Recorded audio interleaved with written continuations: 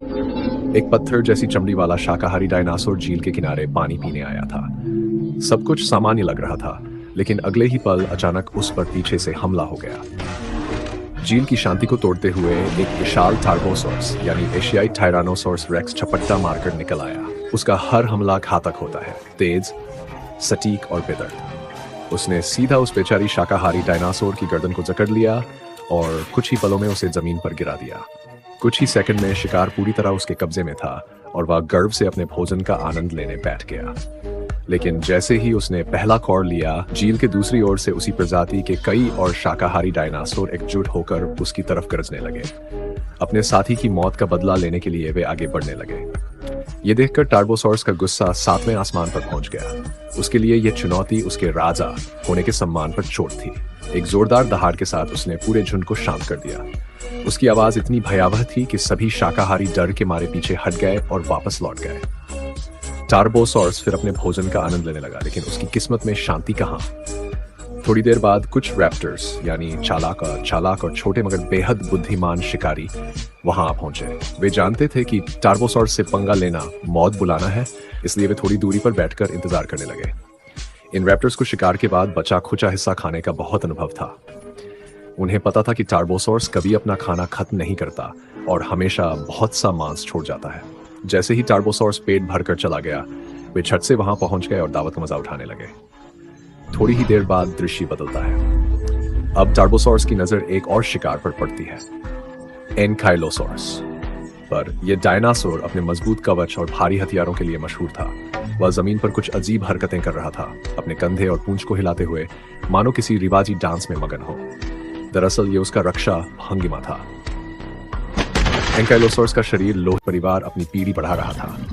लगभग 6.8 करोड़ साल पहले एक रात एक छोटा टार्बोसॉर्स अंडे से बाहर निकला। वह बहुत प्यारा था, पर भविष्य में वही एक दिन इस धरती का सबसे घातक शिकारी बनने वाला था।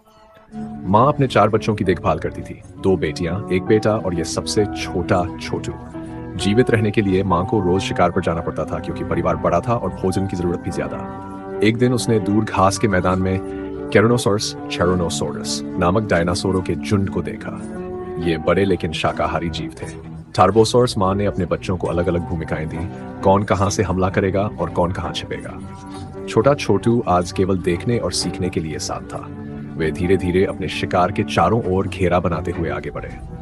कैरोनोसॉर्स झुंड बेफिक्र होकर घास खा रहा था। तभी एक इशारे पर हमला शुरू हुआ, तेज, सटीक और निर्दय।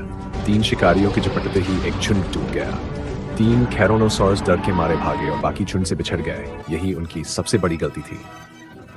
टार्बोसॉर्स मां ने बिजली जैसी गति से पलटवार किया और एक को पकड़कर उसकी गर्दन दबा दी। कुछ ही सेकंड में शिकार खत्म हो गया। फिर सबने मिलकर दावत शुरू की।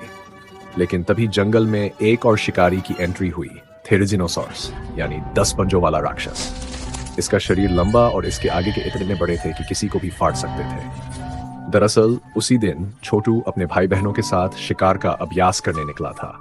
वह बहुत जिज्ञासु छासू था और हर चीज में दिलचस्पी लेता था। रास्ते में उसने एक छोटे से स्तनधारी जानवर को देखा और उसे फॉलो करते करते एक घने जंगल में जा पहुंचा। वहां उसने एक अजीब जीव देखा जो पत्थर खा रहा था, वही थेरिजिनोसॉर्स। छोटू उसकी तरफ बढ़ा ही था कि अचानक उसने एक टहनी पर पैर रख दिया।